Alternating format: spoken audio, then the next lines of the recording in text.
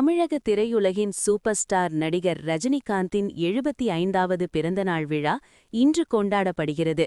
இதனை அவரது ரசிகர்கள் உற்சாகமாக கொண்டாடி வருகின்றனர். அவரது பிறந்தநாளை முன்னிட்டு மயிலாடுதுறையில் புகழ்பெற்ற வண்டிக்கார தெரு பிரசன்ன மாரியம்மன் ஆலயத்தில் அம்மனுக்கு சிறப்பு அபிஷேக ஆராதனைகள் நடைபெற்றன. 108 லிட்டர் பால் கொண்டு சிறப்பு அபிஷேகம் செய்யப்பட்டது. தொடர்ந்து இளநீர், திரவியப் பொடி, மாப்பொடி, மஞ்சள், சந்தனம் உள்ளிட்ட 16 வகை பொருட்களைக் கொண்டு அம்மனுக்கு அபிஷேகம் செய்யப்பட்டு சிறப்பு தீபாராதனை நடைபெற்றது.